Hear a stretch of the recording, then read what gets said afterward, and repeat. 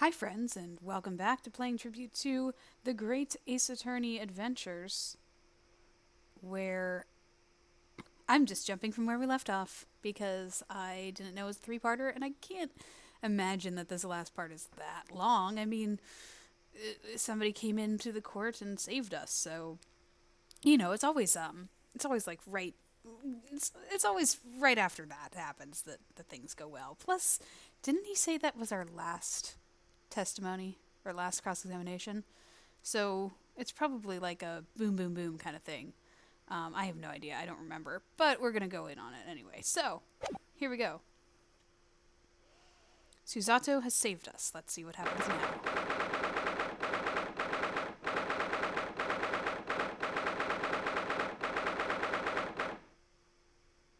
Okay.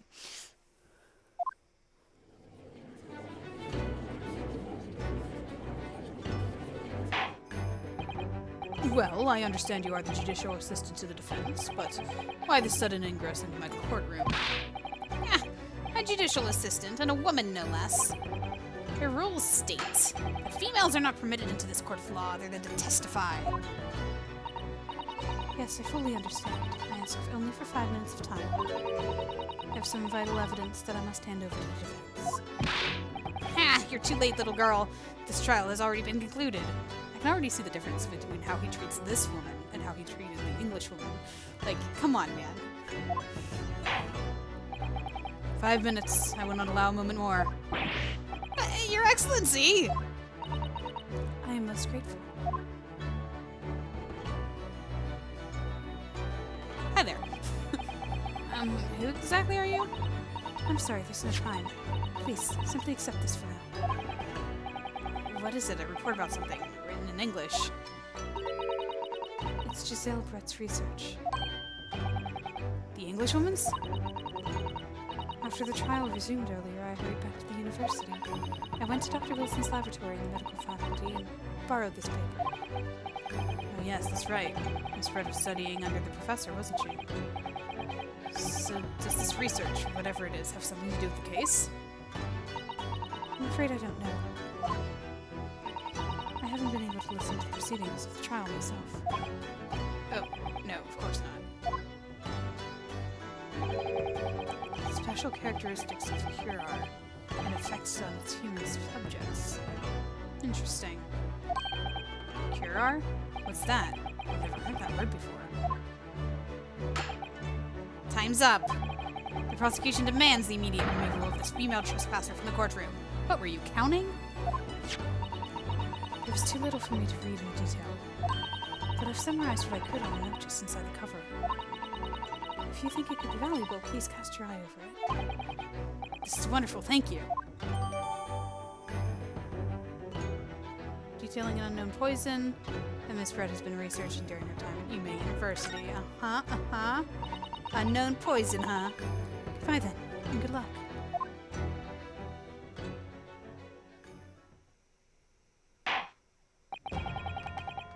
You've had long enough, counsel. We cannot detain our English guest any longer. I ask the prosecution and defense now one last time. Does either side have any further evidence to present to the court? I presume not, but...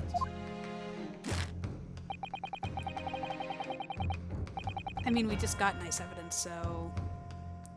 The prosecution has made its case convincingly enough already. Nothing more to add, Your Excellency. Ritsuke, we're out of options here. This really is our very last chance. Yeah, I know. Oh, good pound. Your Excellency, the defense does have new evidence.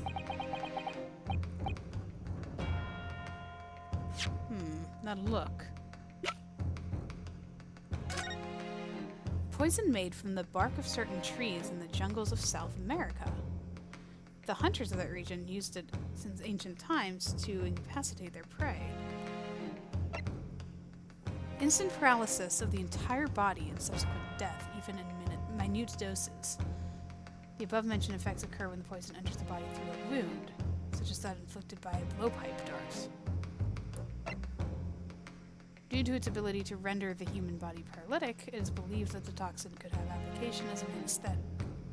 However, a solution for the respiratory arrest caused as a result of the full body paralysis must be found first, or patients would die of suffocation. Ooh. So that's how he died, yikes. Okay. The unyielding stare of a true Japanese warrior. Well, Miss Brett? Yes, Your Excellency. If you wouldn't mind, perhaps you could grace us with your presence a little longer. It's a delightful invitation, but I'm afraid it's not so very long until tea time. I'll have to politely decline. Forgive me, Miss Brett. It seems I wasn't clear. I realize it was phrased as a question. However, I must ask you to treat that as an order. She does not look happy. I've said it many times before, but the Japanese language makes no sense. My apologies, dear lady. So, Counsel, what is this new evidence that demands the court's attention? Yes! Mr. Zelbrett, we understand you were studying under Dr. Wilson at Humane University during research. Research, by sheer coincidence, perhaps, into a deadly poison. What? Poison? Where are you going with this, Counsel? A toxin known as Curar, Your Excellency. Even the slightest amount of this deadly poison entering the body leads to instant death. Objection! What complete and utter nonsense. Curar, you say? I've never even heard of it. You wouldn't have done. What do you mean? I mean that you wouldn't have heard the Curar before. Heard of Curar before, for one very simple reason. It doesn't exist in our country. It doesn't exist. Correct, which means no matter what tests the police can do for toxins, they'd never identify Curar. Why? Because there is no test available here that can identify the presence of this highly deadly poison. What? Thank you, Susato. Order, order! Order? Counsel, does this deadly poison truly exist? According to this report, authored by the visiting research student from England, Curar has long been used by the tribespeople of South America as a poison to lace their arrows. It seems that this recently is well known among European doctors and scientists. To lace their arrows. The report states that it's produced from the extract of a tree that grows deep in the Amazonian jungle, and it was first brought back to Europe in the turn of the century by explorers. It claims that the animals shot by arrows laced with Curar suffer instant death. Doesn't that about sum it up, Miss Brett? Objection! Trumpery! These aspersions are utter trumpery. To start with, if the victim had been administered some of the so-called deadly poison, he would have been squirming and writhing in pain, and other diners would have surely noticed. That's true. What do you say to that, Inspector? No, it paralyzes them, so no. Obviously, I would have noticed a disturbance like that. I don't remember anything like that either. I didn't notice the professor being in any kind of pain. According to this, however, it's the other way around. What do you mean, the other way around? The very fact that the victim didn't show any visible signs of distress is evidence that the Curar was used. In fact, if he was paralyzed from the Curari, or whatever, that could be why he got burned too. Like he couldn't pull his hand away, which means that he probably felt that. Explain yourself, Counsel. The moment this toxin enters a person's system, it causes instant paralysis. In other words, afflicted victims lose all strength and are completely unable to move. Even if they were in total agony, there would be no visible signs of pain at all. How terrible. Obviously, if a man lost all strength in his muscles, he'd collapse on the floor. But with a chair under him for support, as Dr. Wilson did, the effects could go largely unnoticed. But I don't follow, Cosmo. That's just paralysis. I thought the poison caused instant death. The full explanation is extremely unpleasant. The poison causes immediate paralysis, as I said, leaving the victim unable to move. But after a short time, the paralysis is so severe it causes the muscles that control respiration to fail. Respiration! In other words, the actual cause of death, suffocation.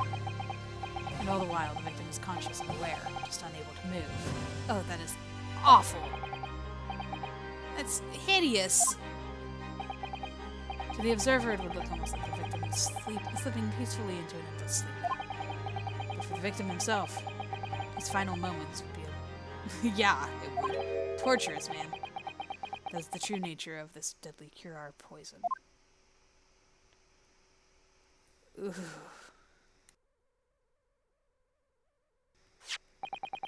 And you're suggesting that this bottle, Counsel, actually contains this terrifying poison? Objection! This is all very convenient, isn't it? A hitherto unknown poison, from which there is no means of testing. What a happy tale for the defense. If I may. All these facts, you think you're so clever, but you must be taught some manners. It is you who must be taught. Of course. Dear lady!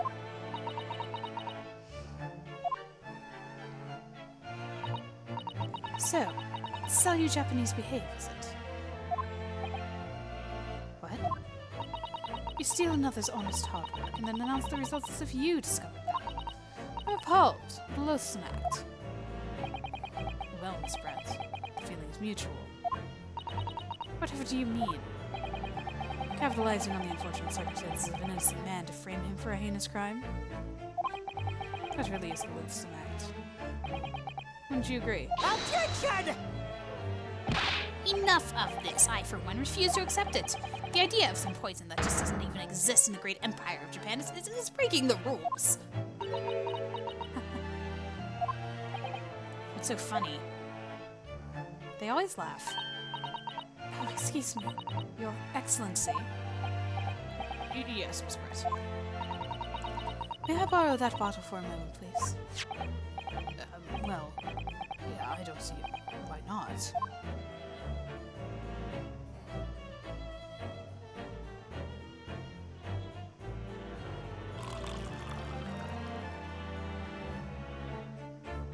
It is the glass. Don't get too big for your boots, you insignificant little island boys. Sorry. To an Englishwoman such as myself, this whole affair is a farcical comedy. Yeah. Your little police games and all these foolish courtroom antics is laughable, really. But I'm getting bored of it all now. It's time for the games to end. Cheers!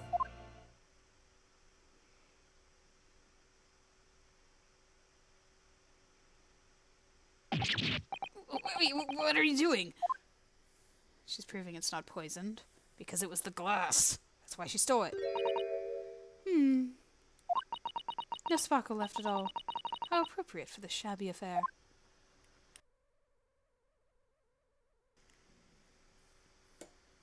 Are you saying all my arguments are falling flat?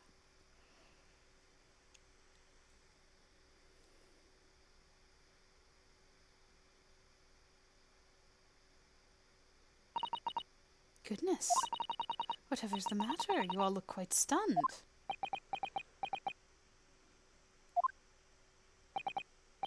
So, no curare. The bottle was clean. Is that what you're saying? You look quite incredulous, little boy. But of course, that's the simple truth. I want to see your eyes. Thank you for presenting the findings of my research so concisely here to the grand venue. Most kind. Thank you, waiter. Now then, Your Excellency. Yes, Miss Brett. I should like to be excused now, please. I think I've given more than enough of my time for the furtherance of friendship between our countries. Yes, dear lady. We are most grateful. We're most gratified with all the assistance you've given. This is like the third time I've been in this pose, man. This doesn't make sense. There had to have been poison in that bottle. So how did she... How did she swallow a whole glass and live to tell the tale? I don't understand it. Oh, wait. Oh, I forgot about a point that was made that I remembered. So whenever I was reading the report, I remembered something that is going to be revealed later. And I totally forgot about it again when she drank that. And I was like, oh, it must be the glass. No, there was poison in that bottle. Kazuma is completely correct. There is poison in that bottle. Well, I suppose if nothing else, this little Far Eastern charade, or I guess she would say charade, will make for an interesting conversation at the next party I attend in London. There has to have been some poison in that bottle. Hasn't there? But there can't have been, because otherwise she would have keeled over dead. Come on, Ryusuke. We have all the clues now. That bottle of water does contain poison. The culprit did put Curare poison into Dr. Wilson's carbonated water. The defense refuses to change its position. You're serious? Objection! Fool, are you blind? There is no possible way that bottle could contain poison. I mean, we just saw Miss Brett drinking the water from it. That's right, which rather complicates your argument, I think. And I believe that complication can be explained. If your eyes weren't so shifty, I'd believe you, Ryusuke. How exactly? I need to think through all the things that don't quite add up here, one by one. I'm sure the answer is in the evidence that we have in the court record somewhere. It has to be. Very well, if the defense truly intends to assert this claim. You guys got it? I read the report to you guys. Did any of you catch on? They must ask you to support the assertion with evidence. What explains how the witness was able to consume the supposedly poisoned water unscathed? Well, I've already told you it's the report. Whoops. Ah! Yes! The answer to this riddle is right here in Miss Brett's own research report. Objection! That's not a valid explanation. It's not. He's gonna ask me for the page number. Let me make sure I know which one it is. So this is page 1. This is page 2. And this is page 3.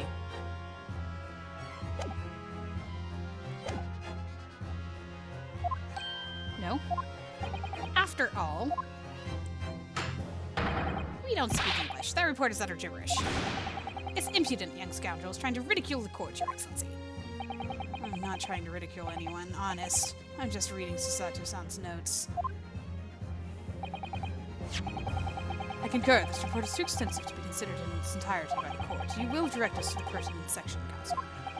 Which section of the report reveals the alleged answer to this riddle? It would be special characteristics, because that's the second page, right? We've been hearing a lot about this Curare poison. And it's left me curious about something. Oh, Counsel? Well, it sounds as though indigenous hunters have been using this poison for years and years to lace the heads of arrows that they shoot at whatever prey they're hunting. So we've been led to believe, yes. And the point of hunting is to catch prey to eat.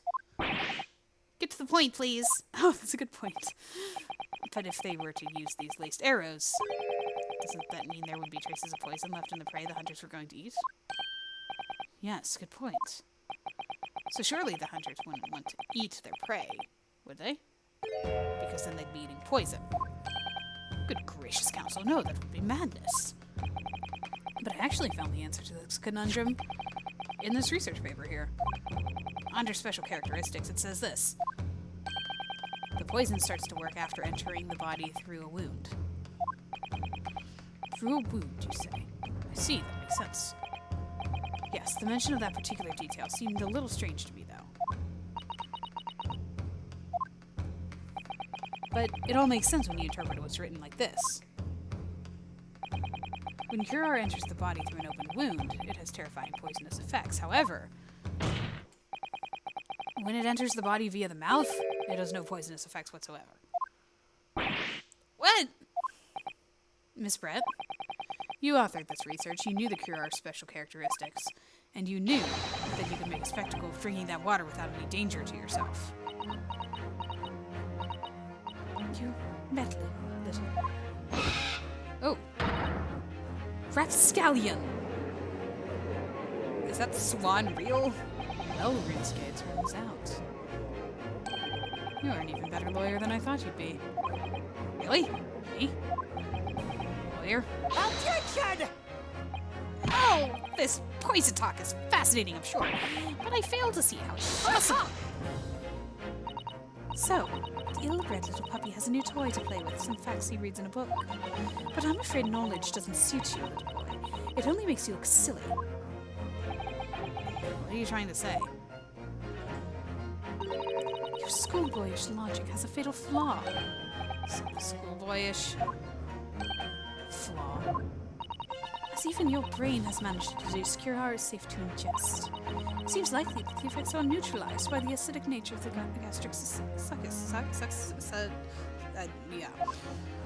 All the fancy terms. Medical terms, yay. Yes. Well, of course. Gastric suckers. What are they? So if this lethal poison is completely harmless when drunk, the professor wouldn't have died when he swallowed it, would he? That's right! Good gracious. That's basic science. A science that even a schoolboy should be able to understand, no? I still ask whether you guys caught on. I didn't say that he died when he swallowed it! Order in the court, order! The logic holds. If the lady and the professor drank the same poison, they would be affected in the same way. Are you trying to suggest...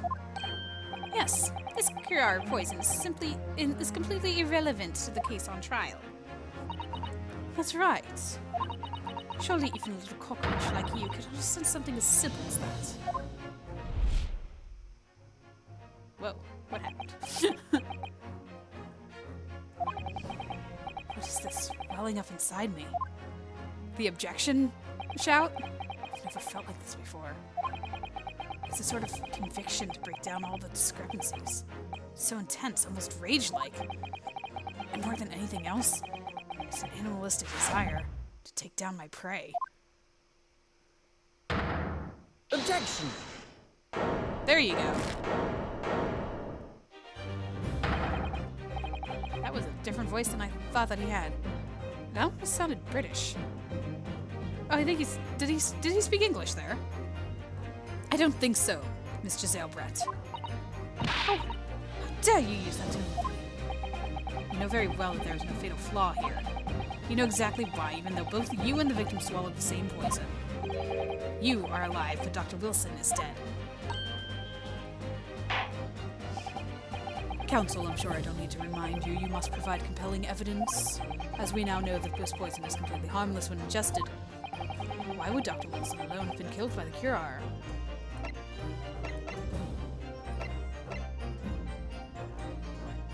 What exactly did he have done? Does it say he was like... It just says he undergone treatment and was prohibited. Okay, it didn't say what he... Does it say what he did? Just out of curiosity. Extraction. Yep.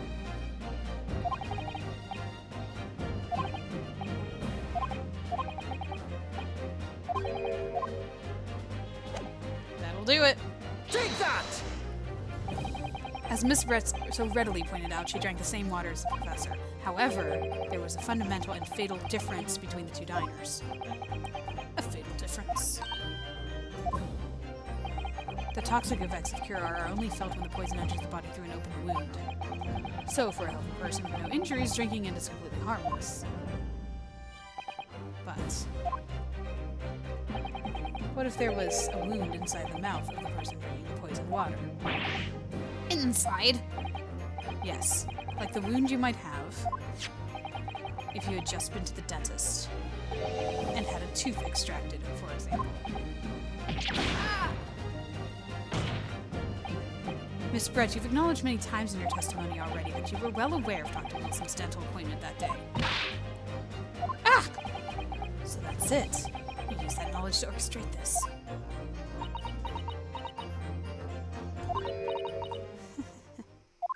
They always laugh. Is she laughing? Yeah, they always do. I don't like to repeat myself, but honestly I can't resist. These childish courtroom games and your half-baked arguments are also pure. What do you mean? Don't worry, little schoolboy. You'll find out soon enough.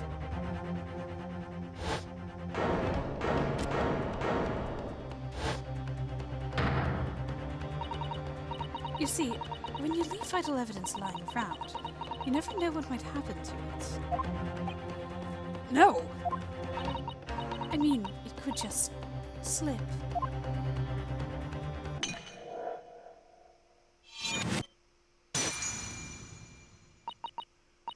Oh dear. How careless of me. I'm afraid some crucial evidence may have just been tragically destroyed. No! What is it? What just happened? It's the Englishwoman. She smashed that bottle. And in the Supreme Court, what a terrible blunder! Officer, what are you waiting for? Collect up as much of the water from that broken bottle as possible at once. You're wasting your time. This delightful carpet under my feet here was a gift from the British Empire. I assure you it will soak up the water beautifully. You have neither the technology nor the presence of mind to recover it. Plus all that glass there. I don't think anyone wants to pick that up whenever there's poison that can enter a wound. How could you? You won't get away with this. You can thump at the bench and shout as much as you like, little boy. But I'm afraid we'll never know now, will we? If there really was poison in that bottle, or not. And let us not forget, we still have some very compelling evidence left intact. Isn't that right, counsel for the prosecution? Oh, of course. You're referring to this photographic print, I presume, dear lady. Are you really still in on this, dude? Come on, man. That's right. And really, looking at this photograph, it's as clear as day, isn't it? The poor professor is sitting with his back to me. So, of course, the only person who would have shot him from the front is the little schoolboy. Objection! I was wondering why his chair was turned around. No, you killed the victim that day using Curare. And then in order to frame Ryusuke Naruhodo for the crime, you waited until he picked up the pistol you'd have arranged for him to find on the floor, before you shot the professor's dead body in the chest with your own gun. Your own concealed gun? Is that what it said? Yeah, your own hidden gun. Then in the confusion that followed, all you had to do was turn the dead professor in his chair around. You see, you had every opportunity to commit this crime. What a wonderful imagination you have, young man. A hidden gun, you say, and I shot the professor's dead body, did I? Well, I'm terribly sorry, but you don't have a shred of evidence. Exactly. And as you have nothing to support your wild claims, the prosecution's stance remains unchanged. The victim, Dr. John H. Wilson, was killed by a gunshot to the chest. Delivered in cold blood by the accused Ryusuke. Yeah. I was doing so well with his name. Ryusuke Naruhodo.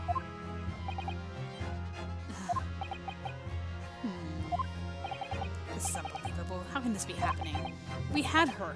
But now is she really going to get away with it? The way she destroyed that evidence was obscene. Ryusuke. Yes. We've come this far, but now you're the only one who can finish it. What do you mean? You've lost a vital piece of evidence. It's true. So if there are any clues left for us to use now, they must be in your head. In my head. You told me before that your powers of observation were the one thing you could really depend upon. Yes, it's true, but I didn't manage to notice that this woman was a foreigner with a swan on her head. So think back again now. Try to remember every last detail about the scene that day. Everything you saw, everything you felt, every color, every smell.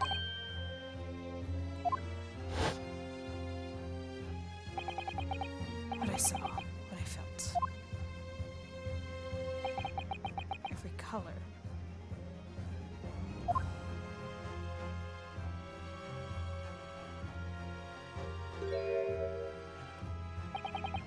Is Kazuma right? Somewhere in the vibrant memory of this same scene in my head. Could there be another clue to expose the identity of Dr. Wilson's killer?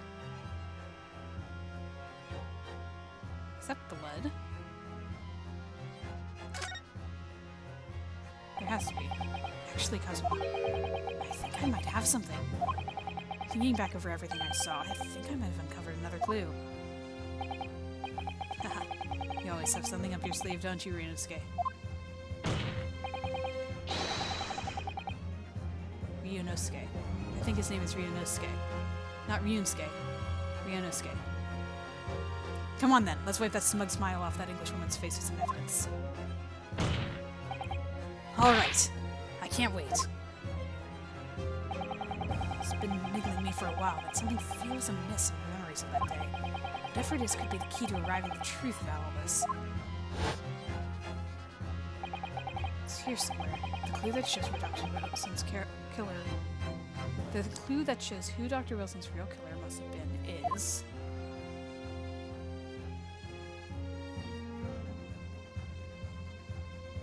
Why is there blood on... Because she had to have been eating that, right? Because again, he was not eating this steak. She was. Take that! Sure, it's the only new thing. Inspector Hosonaga, answer me this. I think he's still in shock. Yes, what is it? He's still miles away. Probably thinking about that bottle being smashed. So much for your flawless investigation. As you've said a number of times now, you strive for perfection in your investigations, don't you? Absolutely. I wonder, therefore, if perhaps you took anything else from the scene of the crime? Like, for instance, the plate of steak you took to the victim's table that day? Objection! Wait a minute, where are you going? Shut up! Where are you going with this little boy? It's just a memory that's been troubling me. What memory? I saw the scene shown in this photographic print with my own eyes that day. And I saw that on the wooden base of the plate that the steak was served on was a spattering of blood. What? Oh, really? And what of it? Obviously, that must have happened when you shot the professor. No, that can't be the case. Take a good look at the photograph and the relative position of everything there. The plate of steak is almost directly behind the victim. Uh-huh. If I'm supposed to have shot Dr. Wilson in the chest from the front, there's no way that the blood from the victim could have ended up directly behind him. Yes. If the blood to have made it onto the plate, it implies that the plate was between the victim and the shooter, which means the shooter must have been sitting opposite the professor, as you were. As you were. That's what you were. Giselle Brett. I beg your pardon. Objection! This is beyond ridiculous. Fabricated nonsense. Is the court seriously expected to believe something the accused has apparently just remembered seeing?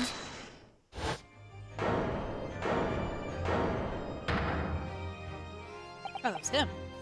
This could be the moment that my entire career in the police force has been leading to. Inspector, you mean...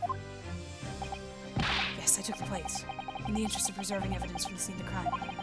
I took it. Need it all. And I don't care if they call me a crime scene thief because of it. You did what? I took the steak that you had been eating, Miss Britt. I took the steak that the sergeant had been eating.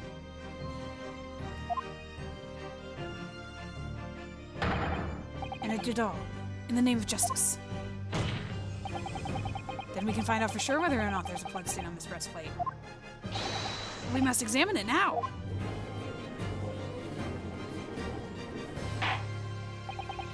Inspector! The court wishes to examine the plate from the victim's table immediately. Yes, sir! I have a feeling I know what's about to happen here. Sorry for the delay. Here's what you ordered. The steak. Oh, what about the blood? Is there blood on it? Of course there isn't. Quickly, Inspector, the blood man. Show the court. Of course, examine the plate at your leisure.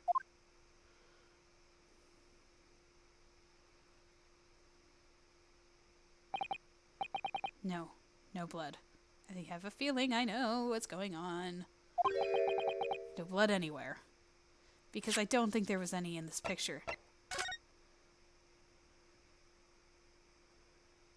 Because whenever it zoomed in and like colored it, it was very obviously like you should be able to see it in this picture. So something happened. He just mentioned having taken the steak that she was eating and taken the steak that the sergeant was eating.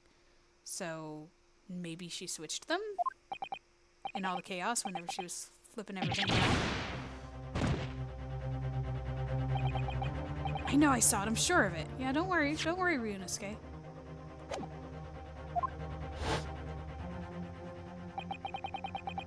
It's right there on the table behind the professor. There was blood on the side of the plate. She definitely flipped it with the professor, or with the sergeants. Hey, what an unbecoming expression, little boy. You see, this is why I always say you can't trust what the Japanese tell you. Couldn't agree more. In the case of this disgrace to the Empire. Dude, chill out, man. Have some, like, patriotism. I don't know. I believe we may finally have reached a conclusion in this trial. Let's hope so. This let's pretend attempt at courtroom proceedings is painful to watch. But I do promise to try my best to forget all about it when it's over. This is like number 4, right? Ha! The sorry-looking steak reveals the facts all too clearly. If the sorry-looking accused wishes to examine it again, be my guest. Nope, I've done that. Is that the plate I saw, or thought I saw? Just a figment of my imagination? This is it now. I've lost. Ryunosuke. It's not over yet. Not until the final gavel. Never stop believing in yourself. Keep looking forward, no matter what. Even myself, really? Maybe I should at least examine the evidence for myself. Okay. I'll examine the evidence.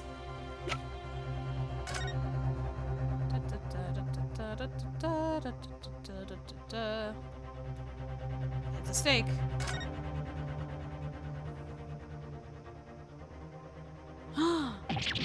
Huh? What in the world is this? I was just thinking about the coin, too. I was like, we never did figure out what happened to that coin. I didn't say that out loud, but I was thinking it whenever he was talking about the sergeant's plate, and I was like, oh yeah, those 2 other witnesses. We still have a loose end here. Oh my goodness. Yeah, this is proof that she switched the stakes, for sure. I think it's a Koban coin. The hallmark from the Hoyei era, I believe. Hoyei. No, I don't mean what is it. I mean, what's it doing there? Wait, did you say it was a Hoyei Koban? Koban? Yes, and apart from meat juices, it looks to be in good condition. I imagine it's very valuable. This isn't the first time today that there's been talk of a Hoyei Koban. Koban? I've heard of pearls before swine, but I never heard of bullion and bullion. And I don't think you ever will again. This is extraordinary, though. This means...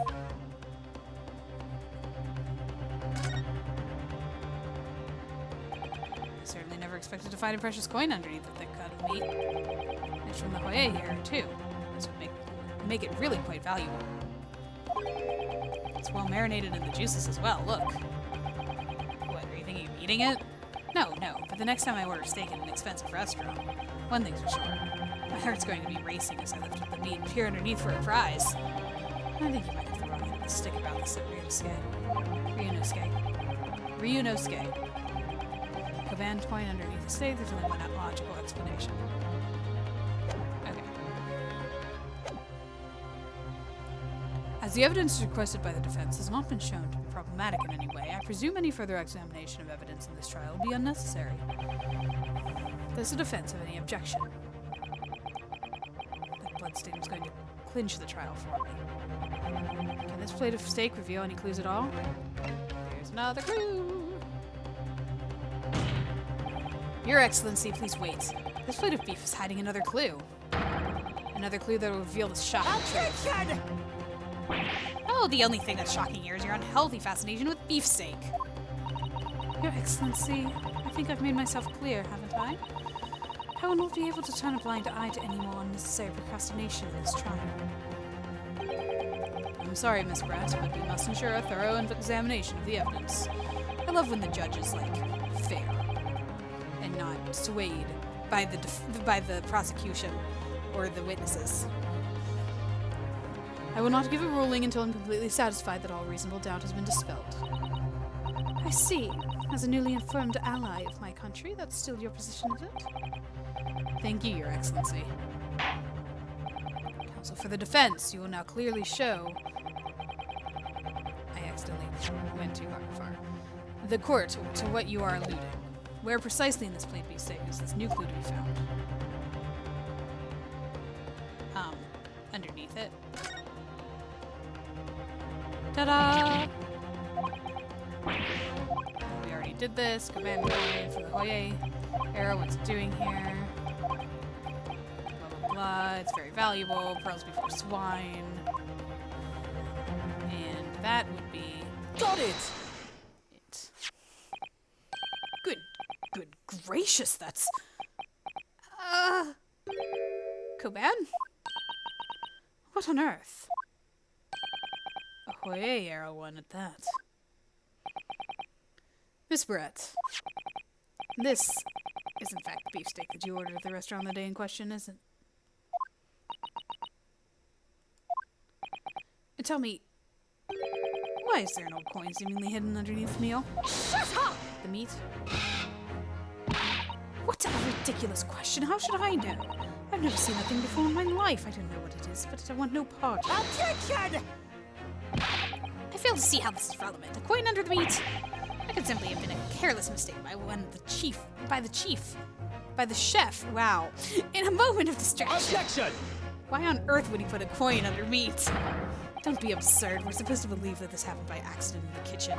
A rare Hawaii coin, Koban, that just happens to be hidden underneath a piece of steak. If this turns out to be irrelevant to the case, I'll rip up my ticket to Great Britain right now. He's right. It can't be a coincidence. Your Excellency. Yes, Counsel. A rare Hoye Koban. I wish I knew how to pronounce that. Just happens to be hidden underneath that piece of steak. If this turns out to be irrelevant to the case, I'll give up my lawyer job right now. You don't have a lawyer job. Objection! By all means, don't let it stop you. No one invited you anyway. Shut up! Perhaps, little boy, you should realize that this is you who is irrelevant. Even though I'm the one on trial here. The point is, it's essential that we ask the owner of this coin if he can explain what it's doing under that steak. The owner? Yes, it's obvious. There's only one person it can belong to. The owner of the command that was found underneath the beefsteak is originally this guy, but this guy stole it, obviously, and hid it under the steak. But I think it wants this. Take that! Obviously, it can only be the antiques dealer, the owner of Razute. Curio Kurakuta-san. As in Mr. Cucumber something? Honestly, these ridiculous Japanese names are quite unfathomable. Ah, yes. The old man who testified earlier alongside the military sergeant, correct? Yes, Your Excellency. I remember him saying that he was up to something with his Koban coin when this happened. At exactly the moment the gun was fired.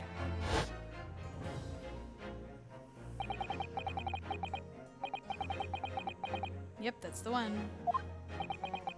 Too busy on the floor looking for the coin.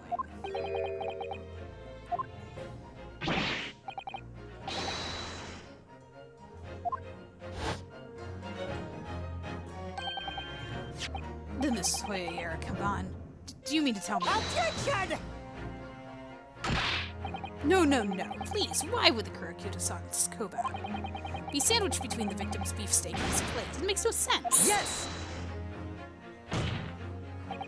Which is why I'm asking you to bring Kurakuta-san back to the witness stand so we can ask him.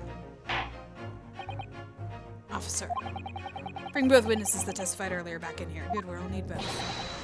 Without a moment's delay. I can't believe we come back around to this pair again. But I have a hunch. A strong hunch. But if we choose down the real significance of this Koban, we'll find that it's a key element of the case. Well, it is now, only because the bottle was destroyed. Oh, we're all here today. What's this all about? Why have I been called up again? Don't you realize that it's dinner time for little baby Aido? When my son's belly is empty, he's fiercer than a pack of wolves. Exploited by the police, we were like miserable dogs forced to bear false witness. And when cast from this courtroom myself, I became a ruined man in a trice, a worthless, withered antique. Nothing more have I to say. The sun has set, this Rasutai shop owner's existence. Be that as it may, Kurakuta-san, something has come to light that requires your clarification. As far as you say it may be. That's it! The one! The very one! The very exact one that is! Have you ever seen this Kobe before? There was splendiferous Hoyik treasure that my rusty bones managed to misplace that fateful day. It can't be. As I thought. Young man, enlighten this decrepit old fool. Put me out of my misery. Where was my treasure? Where was it dropped? Oh, I'm not sure it was dropped anywhere. We found your coin sandwiched between a beefsteak and its plate, soaking in the seasoned meat's juices. Sandwiched? Soaking? Seriously? Clearly it couldn't have fallen there by accident. Which means somebody must have hidden it there on purpose. Somebody concealed my Hoye treasure between a slab of meat and a metal plate? Who would do such a thing? Such an unconscionable thing.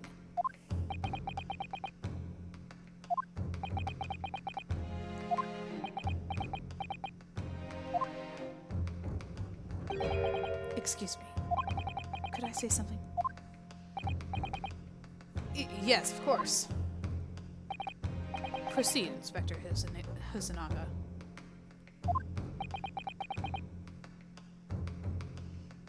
The military guy seems a little, perturbed.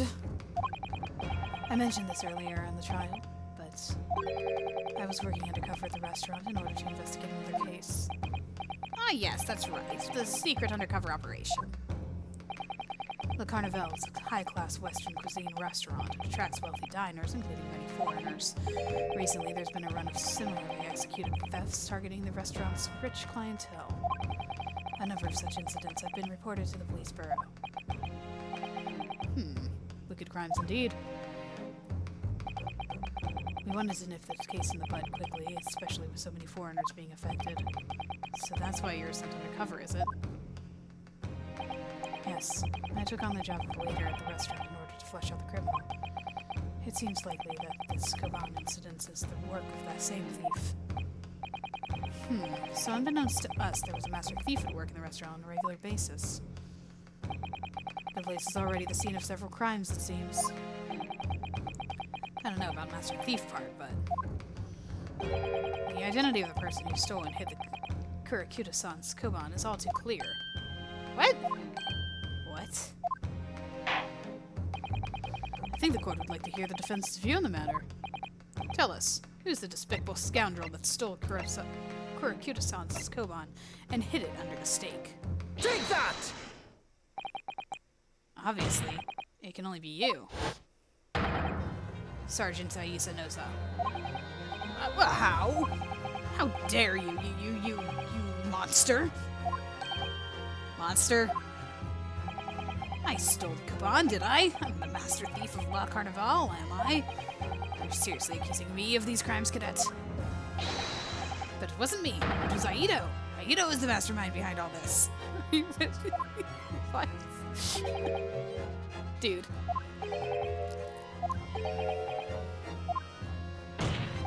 You would push the blame for your crimes onto your own son, an innocent little baby.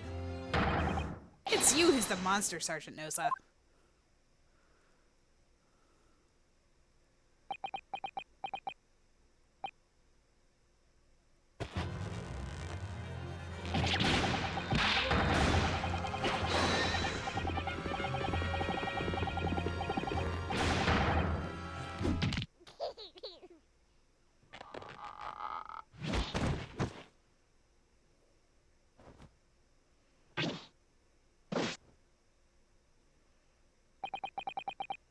Nippon Imperial Army, Sergeant Aisa Nosa, preparing to stand down at the Supreme Court, sir.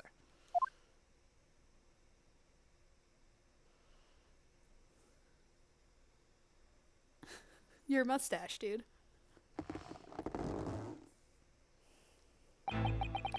Do any of you know of the extraordinarily low wages the Nippon Imperial Army pays those it expects to keep our country safe? I understand that a temporary increase in taxation owing to the recently ended conflicts remains in place. And I've heard it's hard for lower-ranking soldiers to make a living, yes. All I want is to put a hot meal on the table for my son. That's why you were stealing things at the restaurant? The place is heaving with money. Every 3 days I go there and do reconnaissance for a target. I'd enjoy jumping my way through a good steak at the same time. Sounds like it doesn't bother with a knife and fork, even. Which is worryingly believable. And your target that day was the old man and his Caban? Yes, sir. He was an easy mark. I slipped the coin into my pocket without any trouble at all. A veritable phantom thief you are. I was all set to leave the steak as I was halfway through devouring when it happened.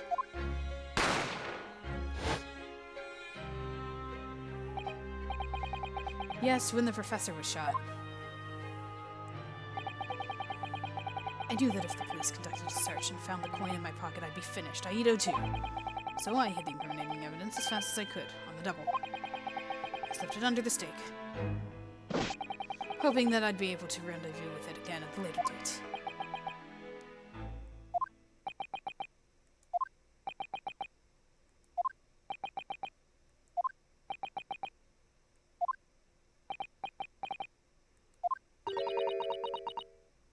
This is ridiculous. Perhaps you could carry on with this absurd prattling in your own time? Well, Miss Brett. Of course, dear lady, of course! How rude of us. I'm quite sure there's no need to detain you any longer at all. Ouch. May the esteemed gentleman please be excused, Your Excellency. Indeed. The theft of the Caban was clearly perpetrated by this baby-saddled sergeant. It would certainly appear to be unrelated to Dr. Wilson's murder. Of course it is. Hiding a coin under a lump of meat. The sheer nonsense of such an idea astounds me. Nonsense, is it?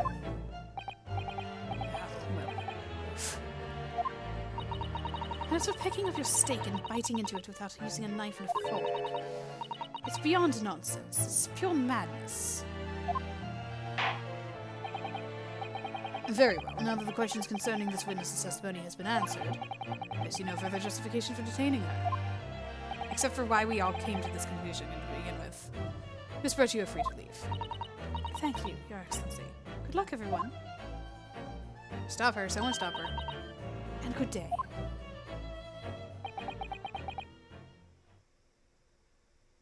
I love that face. Ryunosuke, what's the matter with you? There's no time for daydreaming. Oh no, it's just... something about Miss Brett's parting words there got me thinking. I can't quite work out what exactly, but something she said jarred with me. I feel like there was a contradiction in there somewhere. Something didn't quite add up. If that's the case, don't just stand there thinking, make your voice heard. Sorry? You can think later, but if you don't call out now, it'll be too late. The trial will be over. Hold it! Wait, Miss Brett!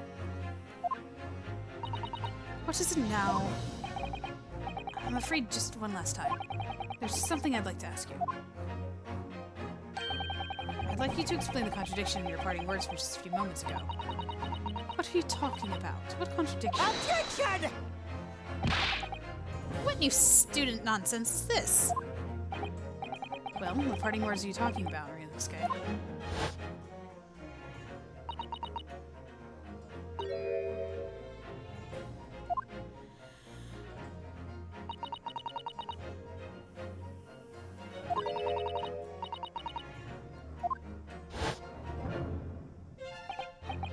Yes, I'm right. What she said there exposed an undeniable contradiction. I'm going to need to see some evidence, counsel. If Miss Brett's words truly are contradictory, where's the evidence to prove it?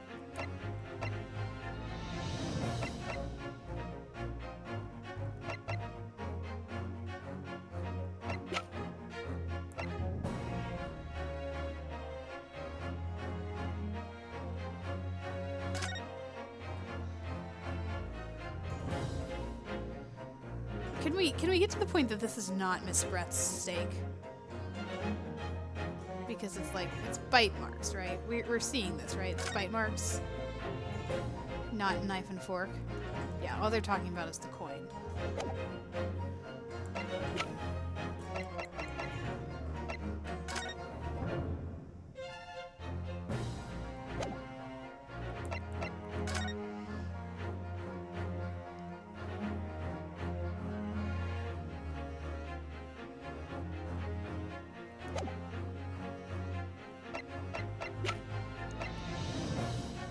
Take that!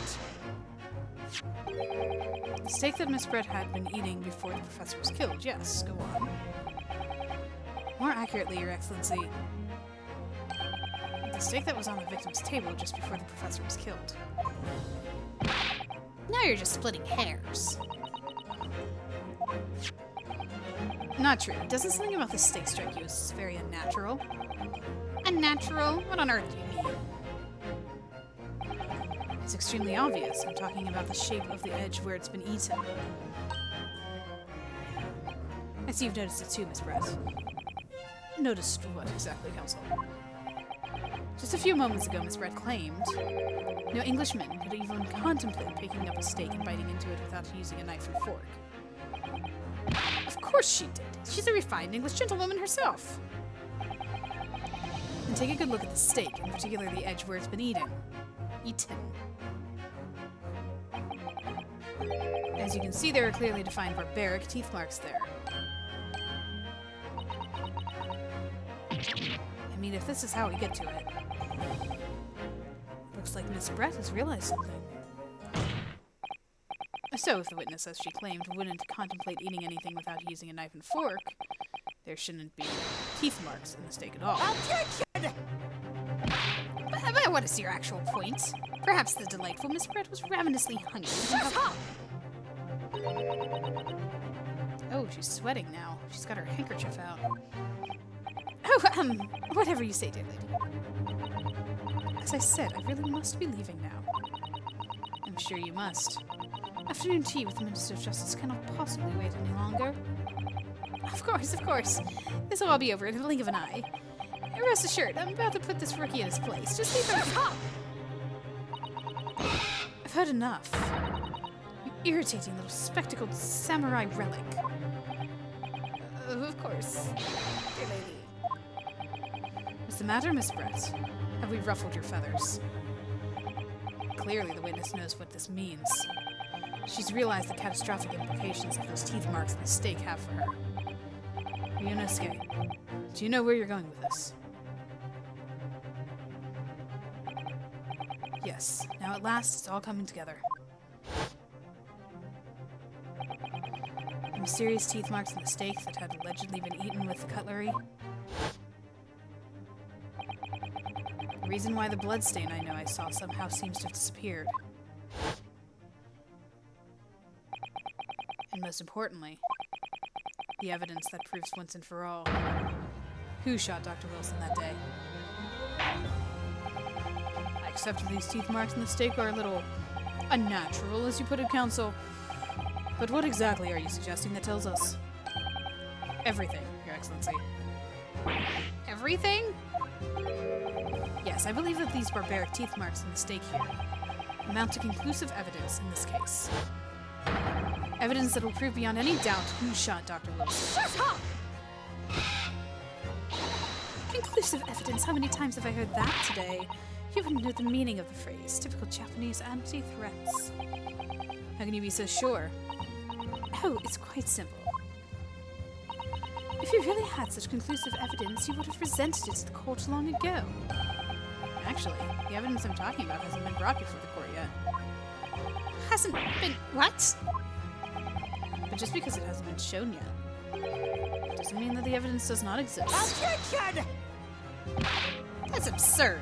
The trial has run several hours already. Yes, it has. And you say there's evidence yet to be brought forward? There can't be. I don't believe you have it. Objection! I don't. But there's someone who does have it. Someone in this very courtroom. And if that person is willing to submit the piece of evidence I'm referring to, it'll solve every remaining mystery about this case. Very well. I have a feeling this will be my last request of the defense in this trial. Who possesses the conclusive evidence that will reveal the truth about this whole affair? You do. Take that! The answer is obvious. The Inspector Hosonaga. I have it? Yes. You think I've been withholding conclusive evidence? It's ridiculous. It's okay, dude. I'm not saying that. I'm not accusing you of anything. No, I'm not saying that. Everyone's attention has been focused on the stake with the teeth marks. Yes. Now, earlier this afternoon, Sergeant Gnosis told the court the following. I'd enjoyed chopping my way through a good steak. And as well as admitting to stealing Kurtasak's coin, he told us he slipped it under his steak. Watch, cadet. I'm a superior officer. Sergeant Nosa, could you please confirm something for me? Was the stake that you put the coin under, in fact, your own stake? Tension! Affirmative, of course. Might be a soldier in the Imperial Nippon Army, but still. I'm not brave enough to ask foreign gentlewoman if she'd mind manhandling her meal to hide something in it. In other words, the stake that the detective submitted as evidence earlier was in fact Sergeant Nose's meal. Objection! But that makes no sense! That plate was taken from the victim's table! Objection!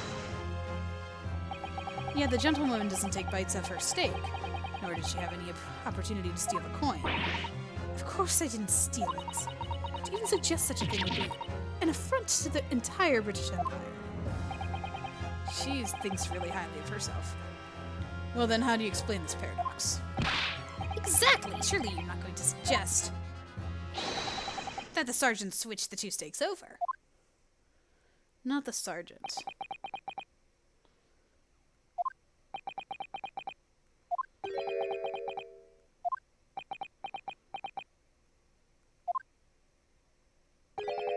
You did switch the plates? Well, after it happened... He did it! I thought it was her!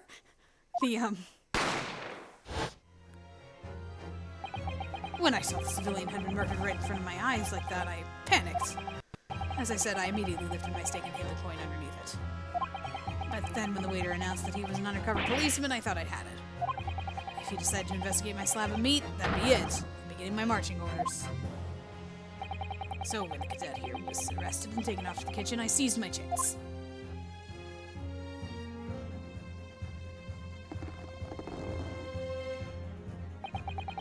With military precision and timing, I switched my stake with the one on the foreign lady's table. What? You can't have. I never saw you do such a thing. It was called Operation Lightning Bolt. There was no time for strategic planning. It was do or die, I tell you. So yes, I did what had to be done. Unbelievable. It was him. I thought it was her. However, fear not, Prosecutor-san. What now? I swear on the brass buttons of my uniform, that is all I did, sir. All you did? That's plenty, Sergeant. Yes! So, if Sergeant knows I'll switch the plates over. It means he took Miss Brett's steak, and the plate it was on, back to his own table. Yes, that follows. Inspector Hosonaga. Sorry, I just bumped the mic there. Yes. Earlier in this trial, you told the court this. You said that you had not only taken Miss Brett's steak after the incident, but also the sergeant's. That to preserve evidence, you had taken both. Someone's nervous. That's correct.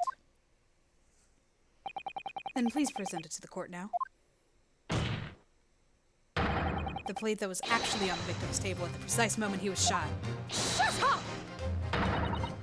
What can that possibly tell us now? I mean, a cold slice of meat? I can't have the slightest bearing. Objection! No, you're not wriggling your way out of this time, lady. I beg your pardon?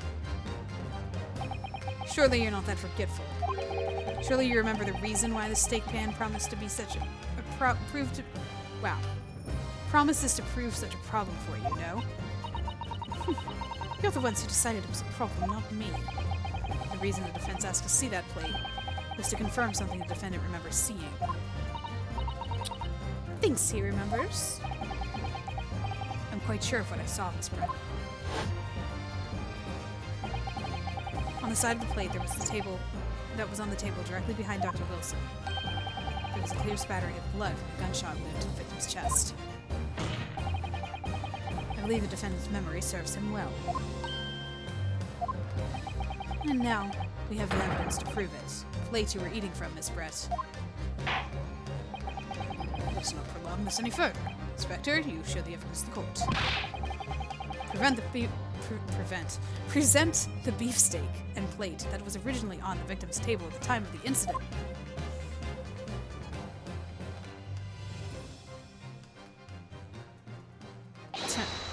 Yes, sir! I like him.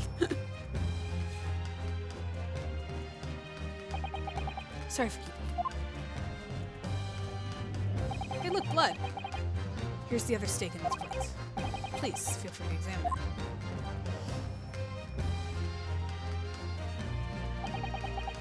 The blood stain. It's clearly visible. Look! Yes! Now, this makes everything clear.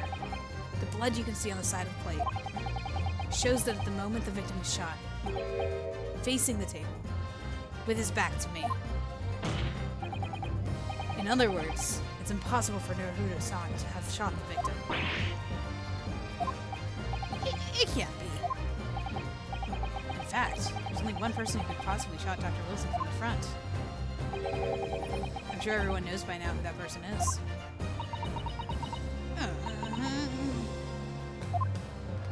Show your eyes.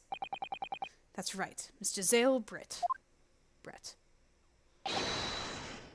It's you.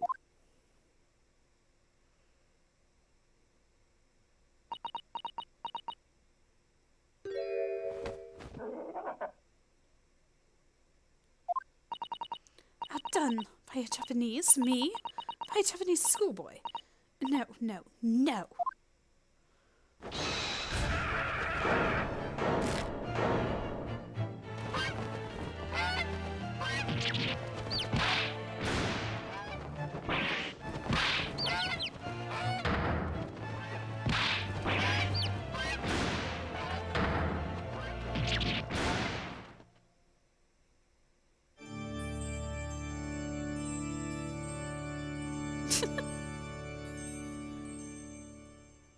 What?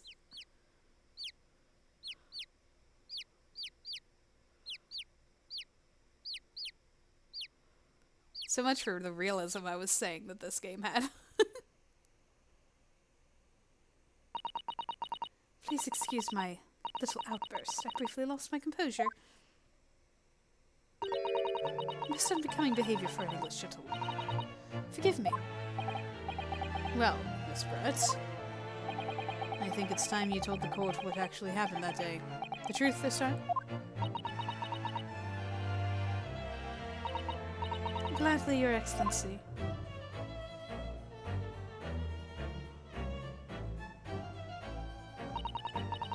It was I who took the professor's life using Curar. As you surmise, I chose that particular day for one very important reason. The professor had dental appointment for the extraction of one of his teeth in the morning. So you planned to kill the professor, knowing that no trace of poison would be found in his water. Because Curar is unheard of here in the Japan. Yes. Of course, I never intended to remain at the restaurant for as long as I did. I only needed to see the professor take one tiny sip of his water and it would be all over. I would place the steak I had ordered in front of him to make it appear as though he had been dining alone, and leave immediately. However, before any of that happened, there was an unexpected visitor at the professor's table. And that would be me, I suppose. Yes, you. Who else? Such a trifling matter, but the fact that you decided to come over to greet the professor meant that I had lost my chance to slip away unnoticed. In due course, the professor took a sip of his water and was paralyzed. I made sure he was sitting in his chair such that he wouldn't fall. There was no going back at that point, so I concocted a plan on the spur of the moment. I planned to pin Dr. Wilson's murder on this innocent man. I happened to know that the professor always carried a gun. I decided to use that fact to my advantage. I had the bottle of Curar in my handbag, and my own pistol concealed under my skirt. I knew it! Under your skirt. So I was right, there were two guns. Yes. And then I finished my coffee and got up to leave. That's when I noticed the professor's gun, which you had presumably placed on the floor. A place where you were sure that I would notice it. And everything went according to plan. You noticed the gun, as I had intended. And then just as you bent down to pick it up,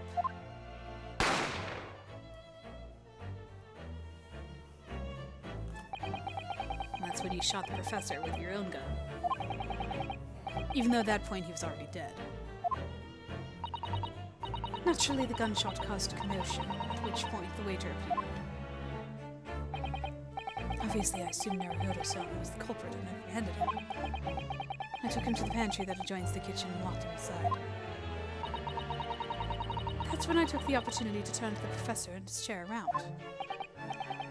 Because, of course, you needed to make it look like the defendant had shot Dr. Wilson from there and picked up the gun.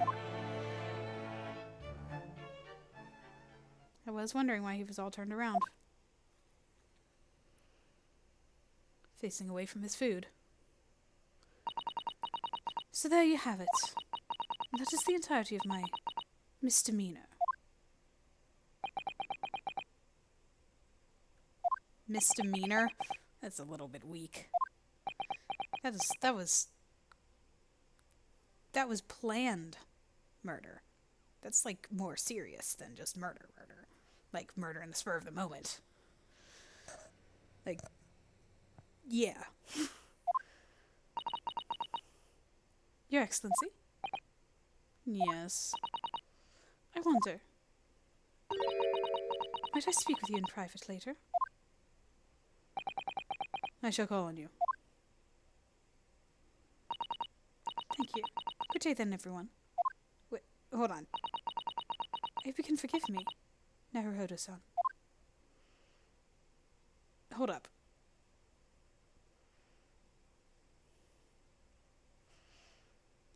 Arrest her? She's being arrested, right? She's gotta be. Premeditated murder. That was the word I was looking for. It would seem this trial has finally run its course. I presume the prosecution is in agreement? This can't be. Takasuchi Aochi does not lose. Not to like this rookie student. You'd better start getting used to tough opposition. Ah! Ryunosuke Naruto. Yes. This insult to the Aochi family name will never be forgotten. You've become conceited with the age council. But the old have to stand aside and make way for the new. It's the way of the world. May you never forget that.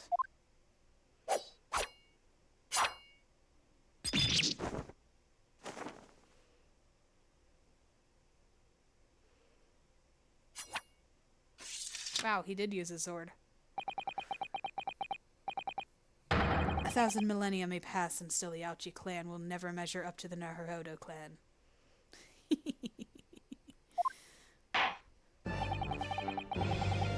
If Aochi is the ancestor of pain and Naruhodo is the ancestor of Phoenix, right?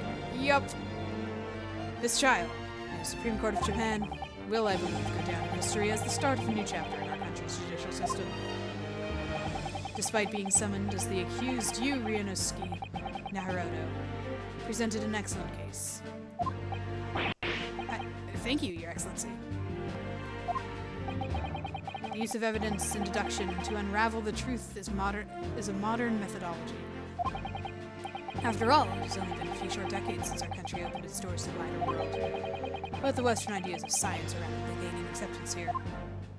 Wow, my recording was going a little weird there. I hope that it didn't do anything bad on you guys' ear ends. I feel sure that the science will soon bring a new method of investigation, new procedures of justice, a new future for all awaits, but what will it look like? I cannot begin to imagine. As for the young to pursue, Kazuma Zobi. Yes. After this trial, you are set to embark on a journey of discovery to the illustrious British Empire. Learn all you can. Absorb everything of the wider world that you are able to. And do not forget to fulfill the mission imposed upon you.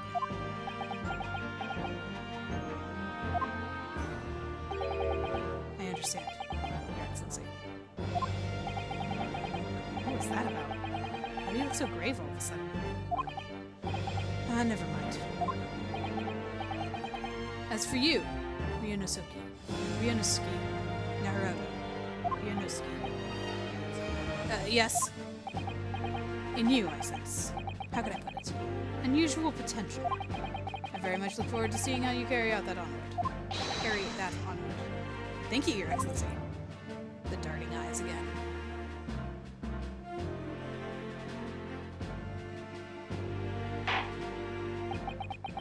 It is time to deliver the final verdict.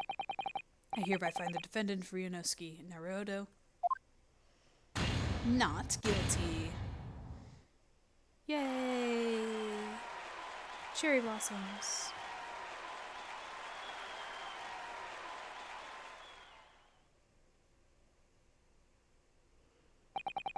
The court is now adjourned.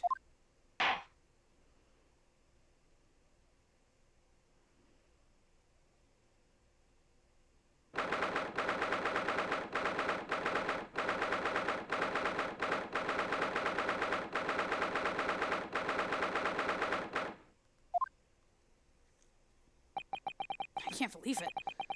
I can't believe what's happened. I made it. I defended myself and made it through that horrendous trial. Ryunosuke, you finally pulled it off. Congratulations. Well, I couldn't have done it without you. Thank you, Kazuma. No, it was a pleasure to watch you work. So, you owe me an extra large sukiyaki from the place on Yume University Street. Don't forget. Good afternoon. All your hard work has certainly paid off. Oh, that was the girl. Sorry. Good afternoon. All your hard work certainly paid off. Congratulations to both of you for proving your Naruto-san's innocence. Ah, our trusty judicial assistant. You worked hard for that result too, you know. Oh no, I didn't do anything. Thank you so much! If we hadn't had that research report of Miss Brett's, I don't know how things would have turned out. Your kind words should really be from my father. simply doing as he asked. It was his idea for me to go to the university and study. Your father? Yes, of course.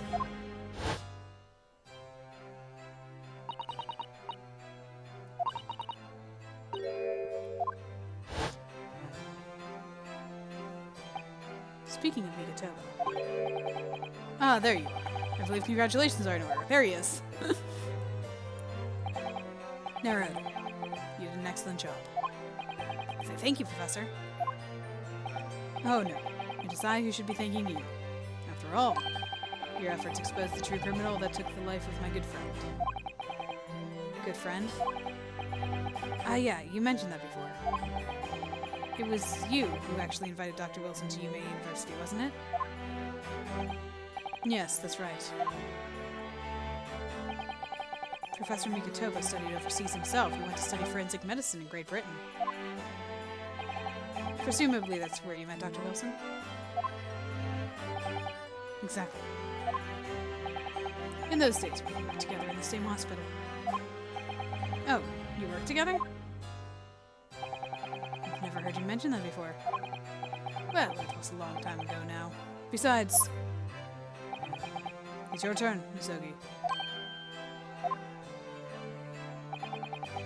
Great Britain is a magnificent country. It leads the world.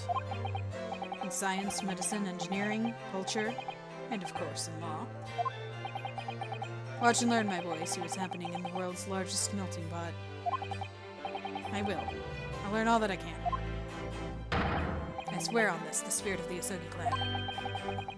You're not taking that sword to Great Britain, are you? Of course I am. A Japanese man's katana is a soul. His blade shows me where I need to go. This blade shows me where I need to go.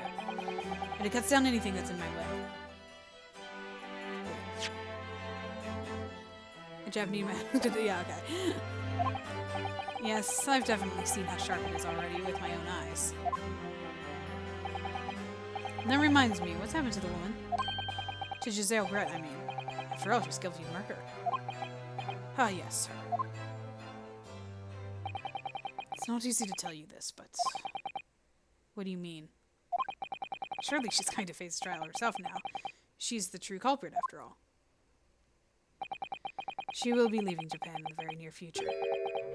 For Shanghai. What? Shanghai? Giselle Brett will not appear in court again in this country. I'm certain of that. Why not?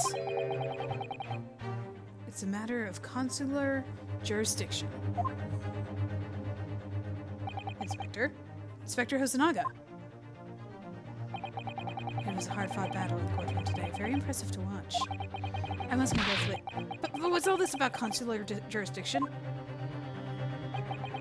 We cannot try this particular foreigner for her crimes here in Japan. We can't try her? Then who's going to bring her to justice? The British consular court will hear her case, somewhere far away, where our voices can't be heard. But why a consular court? Professor, I simply don't understand. I thought consular courts were a thing of the past now that we've signed the friendship treaty. Yes, in normal circumstances, you're right. Then so long as this is not a serious incident of highly political nature to our respective governments, they can't invoke consular court just like that. Oh, can't they? Yes, she's a student, but it doesn't justify our governments making secret agreements about her fate, does it? Something strange is going on. So Miss Brett can't be held accountable for her actions here in Japan. I'm afraid that for the young students, today's trial was nothing more than a game all along. There was never any danger of comeuppance for her. I don't believe it.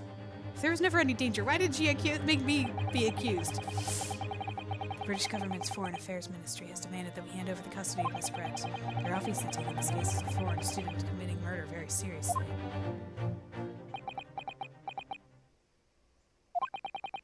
But it's all going to change from now on. We can make a change. It's a time of great turmoil, this new era, heralded by the start of the 20th century. One day, I have no doubt, that this woman will receive the judgment she deserves. Yes, change is coming, and we're the ones driving it. Well, I think that's enough seriousness for now. This evening calls for a celebratory drink. But, Professor... You're right. There's no time for gloomy faces. We should be celebrating Ryunosuke's not guilty verdict. Let me try that again. We should be celebrating Ryunosuke's not guilty verdict. Let's start having some fun. In that case, might I suggest Le Carnaval? As the head waiter, I should be delighted to provide you with ample food and drink. You're a detective, Sanada-san, aren't you?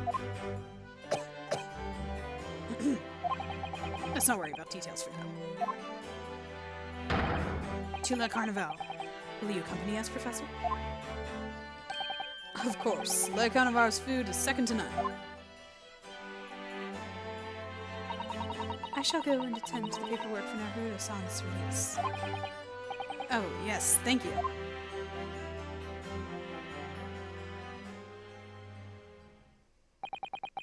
So Giselle Brett won't be tried here. I suppose that means I'll never know. I'll never find out why she killed Dr. Wilson.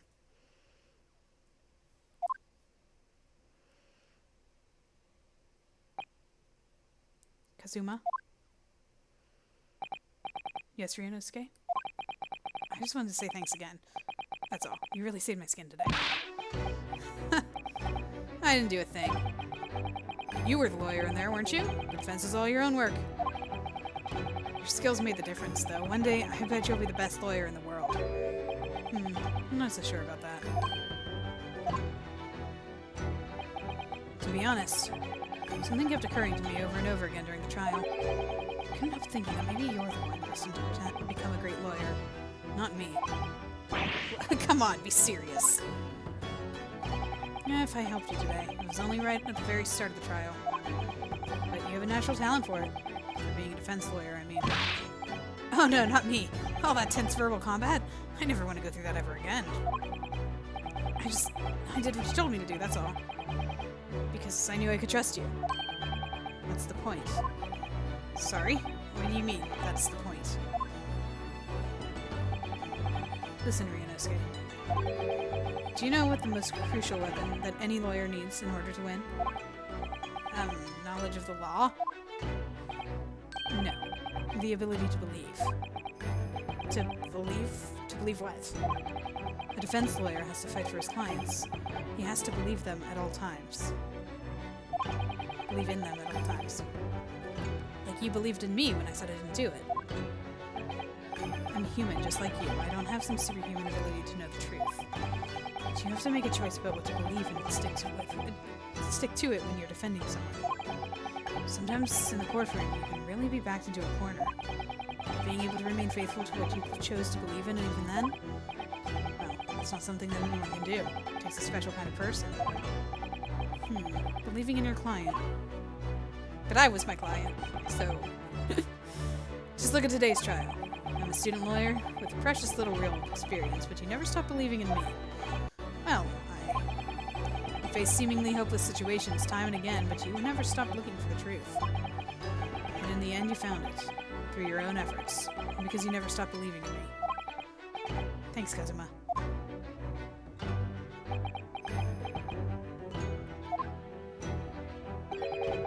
There's something I want to ask you, actually. Ryunosuke. Well, it's a favor, really. Something very important to me. Sounds serious. What is... You're still here, are you? Oh, Inspector Hasanaga. I've arranged some restaurants for us. Let's go. Thank you. We'll be right there. Let's pick up this conversation again later. We should be celebrating right now. Your first court victory. And your studies tour Great Britain, don't forget. Ah, yes, that too.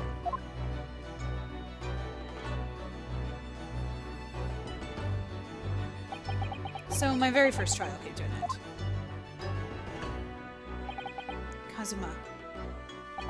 Professor Mikotoba. Suzato-san came back to my assistant. Inspector Hisanaga, who didn't really play much of a part, but still. It was because of the help and support of all of these people that I managed to get through this trial. That trial. But more importantly, Kazuma hadn't yet managed to ask his favor of me. Little did I realize just how much it would change my life.